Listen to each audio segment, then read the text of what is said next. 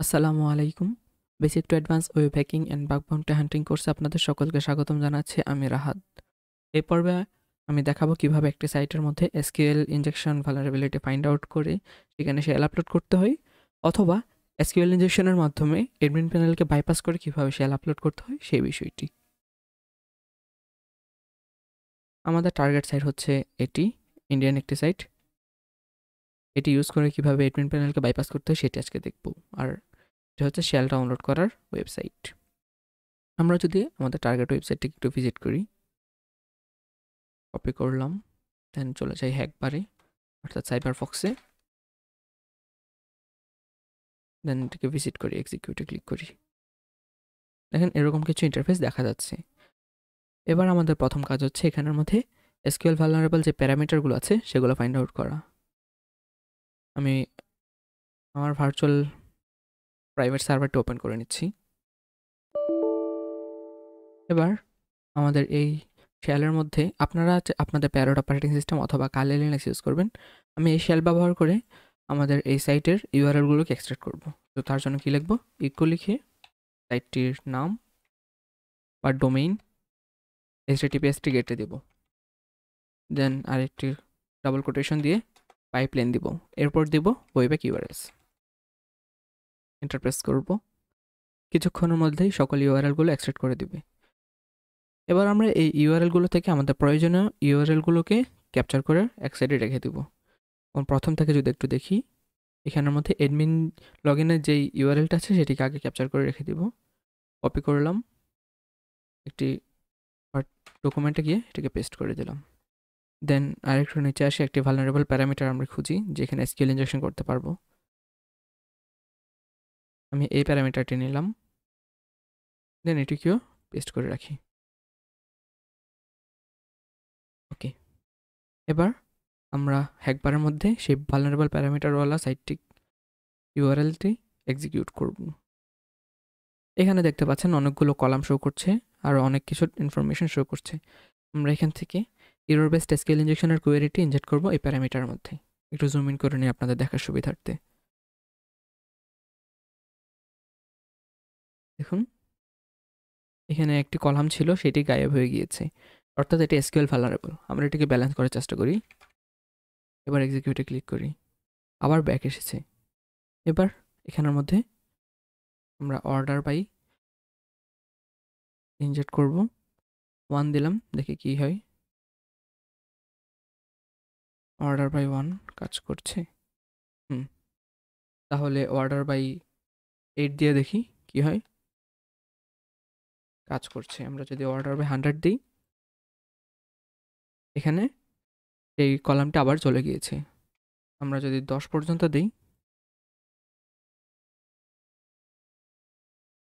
10এও আসছে না। 9 দিই, 8 দিই, 8-এ হয়তো আমরা দেখেছিলাম একটু আগে, তাই না? আমরা 8 পর্যন্তই কলামগুলো রাখবো। এখন ইউনিয়ন বেস থেকে ইউনিয়ন স্টেটমেন্টে যাব, দেন ইউনিয়ন সিলেক্ট, এখানে 8 দিব। ওকে, এবার এক্সিকিউটে ক্লিক করি, কিছু শো করছে না। এবার কি করা যায় বলেন তো? এক কাজ করি, আমরা এখান থেকে এটাকে একটি আইপ্যান দিই। এই যে দেখুন 3, 4, 6 এখানে 3টি ভালনারেবল কলাম শো করছে। আমরা জানি না কোনটার ভিতরে কি থাকতে পারে। আমরা এখান থেকে 4টি সিলেক্ট করব, 4-এ যাই, দেন এখান থেকে ডাটাবেজে যাব, ডাটাবেজ দিয়ে মনশট দিয়ে দেখি কি হয়। কোনো কিছু আসছে না। আমরা 4টা ঠিক রাখি, 3-তে দেখি।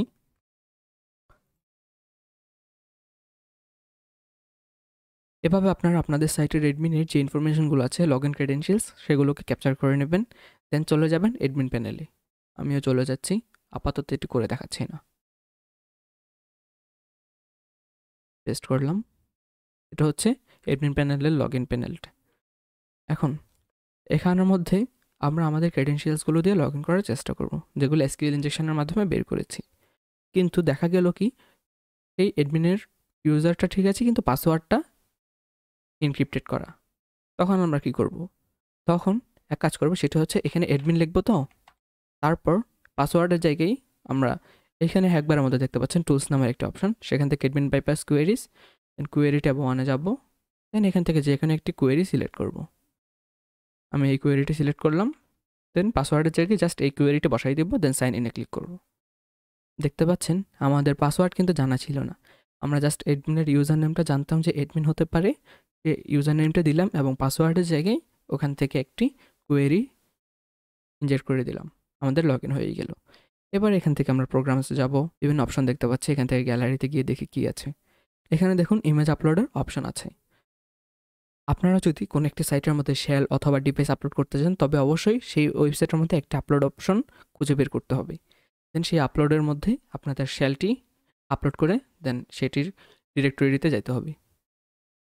এবার আমরা এখানের মধ্যে একটি শেল আপলোড করব। আমি শেল আপলোডের জন্য একটা ওয়েবসাইট আপনাদেরকে দিয়ে দিব শেল ডাউনলোড করার জন্য। এই ওয়েবসাইট থেকে আপনারা শেলগুলো ডাউনলোড করতে পারবেন ফ্রিতে। তবে এখানে আলফা শেল থেকে শুরু করে ফক্স ডাব্লিউএসও পর্যন্ত আমরা ইউজ করতে পারবো। বাকিগুলো তো অনেক সময় সমস্যা দেখাতে পারে, কারণ এখানে পাসওয়ার্ড প্রোটেক্টেড এগুলো। তো আমি এখান থেকে আলফা শেলটা ডাউনলোড করে রেখেছি আগে থেকেই।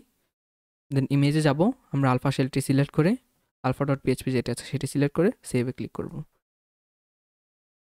রেকর্ড সেভড সাকসেসফুলি, আমাদের শেলটা আপলোড হয়ে গিয়েছে। এবার আমরা এটিকে ভিজিট করব। তো ভিজিট করার জন্য কি করতে হবে, দেখা গেল কি আপনাদের সাইটে এরকম ভিজিটের কোনো অপশন নেই এখান থেকে সরাসরি ভিউ ইমেজ করার। তবে আপনারা কী করবেন, কোনো একটি টাইটেল দিয়ে সেই ইমেজটিকে এই ডিরেক্টরিতে গিয়ে খুঁজে বের করবেন। এবার চলুন আমরা এই ইমেজটিকে বা শেলটিকে ভিজিট করি। কপি ইমেজ লোকেশন করব, দেন নতুন একটি ট্যাবে গিয়ে পেস্ট করব, এক্সিকিউটে ক্লিক করি। দেখুন এখানে একটি এরর শো করছে, সার্ভার নট ফাউন্ড। বলুন তো কেন শো করছে? একটু ভালোভাবে খেয়াল করলে দেখবেন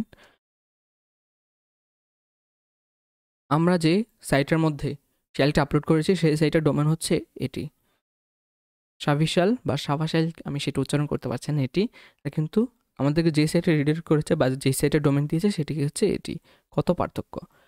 এই কারণে এই ধরনের রিডাইরেক্টটি শো করছে। আমরা কি করতে পারি, এখন আগের যে ডোমেনটা আছে সেই ডোমেনটিকে কপি করব, দেন এখানে এসে আগেরটাকে রিপ্লেস করে দেব। এবার যদি এক্সিকিউট করি তাহলে এখানে কানেক্টিং দেখাচ্ছে, কিছুক্ষণ সময় লাগবে, তবুও আমাদের সাইটটি কিন্তু লোড হবে, শেলটি আপলোড হবে। তো কিছুক্ষণ অপেক্ষা করি। দেখতে পাচ্ছেন আমাদের শেলটি কিন্তু ঠিকভাবে আপলোড হয়ে গিয়েছে, আমাদের সব কিছুর অ্যাক্সেস দিয়ে দিয়েছে। এবার আপনারা চাইলে এখান থেকে ডিরেক্টরিটি অ্যাক্সেস করে এখানে index.php বা index.html যেটা আছে সেটিকে রিপ্লেস করে দিয়ে আপনাদের শেলটি আপলোড করে দিতে পারেন, অথবা আপনাদের ডিভাইস পেজটি আপলোড করে দিতে পারেন। তো আমাদের সাইটের কন্ট্রোল তো চলে আসলো। এবার আপনারা চাইলে এটিকে ম্যানিপুলেট করতে পারবেন যে কোনোভাবেই। নেক্সট ভিডিওতে আমি আপনাদেরকে আরেকটি ট্রিক্স দেবো, সেটা হচ্ছে আপনারা অনেক সাইটে গিয়ে দেখবেন পিএইচপি ফাইল আপলোড করার মতো কোনো অপশন নেই, অর্থাৎ তারা পিএইচপি ফাইলটিকে রেস্ট্রিক্টেড করে রেখেছে। তো সেটি কীভাবে বাইপাস করতে হয় বার্ব সুইট ব্যবহার করে সেটিও দেখাবো।